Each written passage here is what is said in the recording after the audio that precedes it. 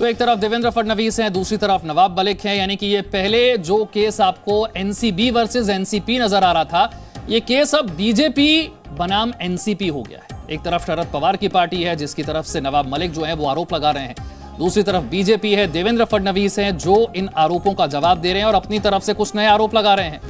देवेंद्र फडणवीस कह रहे हैं कि दामाद पर लगे आरोपों से नवाब मलिक घबरा गए, यानी कि नवाब मलिक के दामाद पर जो आरोप लगे हैं उससे नवाब मलिक घबराए हुए हैं। नवाब मलिक कह रहे हैं कि देवेंद्र फडणवीस के नजदीकी समीर वानखेड़े हैं और ये सारी कार्रवाई तो समीर वानखेड़े ही कर रहे थे। देवेंद्र फडणवीस का कहना है कि खिसियानी बिल्ली खम्मा नोचे जैसी हालत हो गई है नवाब मलिक की। अंडरवर्ल्ड से इनके संबंध है। नवाब मलिक कह रहे हैं कि अंडरवर्ल्ड से मेरा कोई संबंध नहीं है और ना ही ऐसा कोई कुछ साबित कर सकता है। फडणवीस का कहना है कि नवाब मलिक ने फुलझड़ी जलाई, दिवाली के बाद बम फोड़ूंगा, यानी कि अंडरवर्ल्ड से कैसे संबंध है वो साबित करूंगा। नवाब मलिक का कहना है कि दिवाली के बाद का इंतजार रहेगा। उन्होंने कहा है कि मैं देखता हूं कि कैसे कोई साबित करता है कि मेरे संबंध अंडरवर्ल्ड से हैं।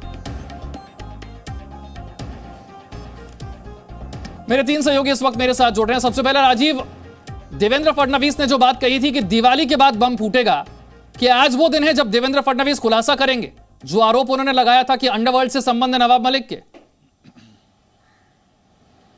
देखिए, जिस तरीके से जो ये मामला है वो बीजेपी बनाम एनसीपी की तरफ बढ़ता दिख रहा है। जिस तरीके से नवाब मलिक ने पहले देवेंद्र फडणवीस और उनके करीबियों पर निशाना साधा और साफ साफ कहा कि जो भी है वो जो भी ये कार्रवाई हो रही है एनसीबी की, यानी समीर वानखेड़े की जो भी कार्रवाई हो रही है वो खास करके देवेंद्र फडणवीस के इशारे पर हो रही है। और ये भी उन्होंने आरोप लगाया कि किस तरीके से इस मामले में बीजेपी पूरी तरह से साठगांठ कही है, यानी सरकारी महकमा का दुरुपयोग की बात कही गई है। उसी पर पलटवार करते हुए सीधे देवेंद्र फडणवीस ने स्पष्ट कहा था कि दिवाली के बाद जिस तरीके से वो कई ऐसे तथ्यों को सामने रखेंगे जिसमें नवाब मलिक का जो संबंध है वो अंडरवर्ल्ड से जो जाहिर है उसे वो उजागर करेंगे। महज कुछ देर का समय है जहां से देवेंद्र फडणवीस अपने प्रेस कॉन्फ्रेंस करेंगे। लगभग 12 बजे का समय दिया गया है। हालांकि कुछ देर हो सकता है जरूर, लेकिन इसके बाद अपनी बात वो जरूर रखेंगे और वो साक्ष्य पेश करने की बात कहेंगे कि आखिर नवाब मलिक के किस तरीके से। ठीक है, तो देवेंद्र फडणवीस की प्रेस कॉन्फ्रेंस का इंतजार रहेगा। अंकुर, मैं आपका रुख करता हूं एनसीबी दफ्तर से। हमारे साथ अंकुर हैं और एक बार फिर से प्रभाकर को आज पूछताछ के लिए बुलाया गया है। कल जो पूछताछ हुई थी उसमें से निकला क्या और आज क्या होने वाला है? देखिए, फिलहाल एनसीबी का जो विजिलेंस टीम है वो बांद्रा में अपने सीआरपीएफ कैंप में वहां पर उन्होंने स्टेशन किया है खुद को और वहीं पर पूरी पूछताछ हो रही है। प्रभाकर को कल भी बुलाया गया था, 9 घंटे की पूछताछ हुई है। प्रभाकर वो शुरुआती व्यक्ति है जिससे सबसे पहले इस बात के आरोप लगाए कि किस तरीके से गोसावी और सैम डिसूजा ने मिलकर एक डील क्रैक करने की कोशिश करी है, डील क्रैक कर रहे थे, जिसमें 18 करोड़ की डील की बात सामने आ रही थी। उसका ये भी आरोप था कि इन 18 में से 8 करोड़ जो समीर वानखेड़े हैं उनको दिया जाना था और इस तरह के तमाम आरोप थे। उसने उस लोकेशन के बारे में बताया, लोअर परेल की लोकेशन, जहां पर प्रभाकर के मुताबिक। अंकुर, मैं आपसे ये समझना चाहूंगा, तो जानकारी है वो ये कि किरण गोसावी खुद को एनसीबी का अधिकारी दिखाने की पूरी कोशिश में लगा हुआ था ताकि वो ये साबित कर सके और इसी के जरिए वो पैसा बना सके इस केस से। इसे लेकर क्या जानकारी? विशाल, इस वक्त इस पूरे मामले की जांच 2 टीम कर रही हैं। एक सेंट्रल जो एनसीबी की जो टीम है वो कर रही है, विजिलेंस डिपार्टमेंट जो विजिलेंस टीम है, और जो दूसरी जांच कर रही है वो मुंबई पुलिस की एसआईटी कर रही है। तो मुंबई पुलिस की एसआईटी की जो जांच, अभी तक की जो जांच हुई है, तकरीबन 14 लोगों के उसमें स्टेटमेंट रिकॉर्ड हुए हैं और अभी तक की जांच के मुताबिक जो आरोप लग रहे थे एनसीबी पर या समीर वानखेड़े पर या दूसरे अधिकारियों पर, उनका कहना है फिलहाल इस वसूली कांड में न तो एनसीबी के किसी अधिकारी की और न समीर वानखेड़े की लिप्तता पाई गई है। हालांकि वो ये भी कहते हैं कि अभी जांच बाकी है, वो चल रही है, हम बात जो कर रहे हैं अभी तक की जांच का कर रहे हैं। तो दूसरा इंपॉर्टेंट फैक्टर निकल के आता है वो किरण गोसावी को लेकर है। जांच में इस बात के सबूत मिले हैं कि किरण गोसावी ने उस रात को इस तरह से प्रिटेंड करने की कोशिश करी कि वो एक एनसीबी का ऑफिसर है और इस प्लानिंग में आप उसके 3 तरीके देखिए। पहला, जो उसने सेल्फी क्लिक किया आर्यन खान के साथ, जो एस्टेब्लिश करता है खुद को एनसीबी का ऑफिसर के तौर पे, क्योंकि वहां पे हर किसी की का एक्सेस होना पॉसिबल ही नहीं था।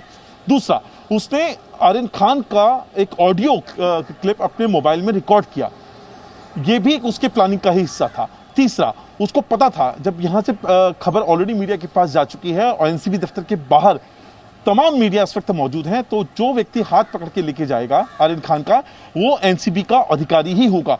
और वहां जिस तरह की परिस्थितियां थी उनका फायदा उठाया उसने और खुद लीड करते हुए आर्यन खान का हाथ पकड़कर एनसीबी के दफ्तर जाती हुई तस्वीरें सामने आई। तो इन तीनों चीजों से उसने, जब पूजा ददलानी, जो ऐसा प्रभाकर का भी दावा है और मुंबई पुलिस के सोर्सेज का भी मानना है कि लोअर परेल की जब में मीटिंग होती है तो पूजा ददलानी को वो तीनों चीजें पेश करता है और अपने आप को प्रिटेंड करता है कि वो एनसीबी का दफ्तर है, और अगर उसको एक मोटी रकम मिलती है तो वो इस केस से बचा भी सकता है। बिल्कुल, किरण गोसावी ने अपने आप को एनसीबी का अधिकारी साबित करने की भरपूर कोशिश की है। प्रमोद के पास चलते हैं। प्रमोद, विजिलेंस टीम की जो जांच है वो आज कैसे आगे बढ़ेगी?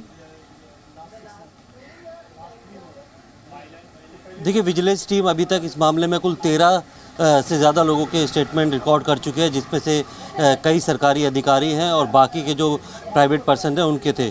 सबसे अहम जो किरदार था प्रभाकर सहल, वो कल आया था, उससे 9 घंटे की पूछताछ हुई है, लंबी चौड़ी पूछताछ हुई है और उसको आज फिर दोबारा से पूछताछ के लिए बुलाया था, क्योंकि एनसीबी की जो पूछताछ है वो ख़त्म नहीं हुई थी। प्रभाकर सहल ही था जिसने एफिडेविट लिखकर जो है आरोप लगाए थे और वो कंप्लेनेंट भी है जो विजिलेंस जांच का है, तो सबसे अहम किरदार वही था। उसको आज भी पूछताछ के लिए बुलाएगा और उसके साथ ही जो बातें उसने अभी तक बताई है उसको कोलैबोरेट करने के लिए जो एनसीबी की विजिलेंस टीम है वो मुंबई पुलिस को लिखेगी कि चाके लोअर परेल का जो ब्रिज है उसके आसपास के जितने सीसीटीवी है और इंडियाना बार है उसके पास, हाजी अली चौक है उसके आसपास के सीसीटीवी और जो ट्राइडेंट होटल है जहाँ पे पैसे वापस किए गए वहाँ के सीसीटीवी, ये तमाम सीसीटीवी फुटेज को लेके ये साबित करना चाहेगी कि जो बात प्रभाकर ने बोली है वो लिंक हो रही है। क्योंकि जो समय बताया है कि रात को 1:30 बजे लोअर परेल में मीटिंग होती है, सुबह जो है 50 लाख को का ट्रांजेक्शन होती है, पैसे का बैग दिया जाता है और उसके बाद जब सेल्फी की वजह से पूरा प्लान फेल हो जाता है तो उसके बाद जो प्रभाकर ही जो है नवी मुंबई के वासी से के होटल से जो है 38 लाख रुपए लेके ट्राइडेंट होटल में जो है सैम डिसूजा को देता है। तो इस सारी जो चेन है इस पर जो लोकेशन है किस टाइमिंग की थी और कहाँ की वहाँ की सीसीटीवी फुटेज लेगी, ताकि जो अगर प्रभाकर जो भी अपने दावे कर रहा है तो उसको स्टैब्लिश किया जा सके। इसके साथ ही बाकी लोगों को भी फिर समन भेज के उन्हें भी पूछताछ के लिए बुलाया जाएगा। बिल्कुल, सबको इंटरव्यू किया जाएगा। जांच आगे कैसे बढ़ेगी प्रमोद बता रहे हैं। तो एक तरफ ड्रग्स केस की जांच है, दूसरी तरफ एक राजनीतिक जंग भी है जो कि बीजेपी वर्सेस एनसीपी चल रही है। इन सभी पर हमारी नजर रहेगी। फिलहाल आप सभी का बहुत बहुत शुक्रिया हमारे साथ जुड़ने के लिए, इस जानकारी के लिए। एक छोटा सा ब्रेक यहां पर ले रहे हैं, फौरन हाजिर। Presenting B News app available on Google Play and App Store. Download it now.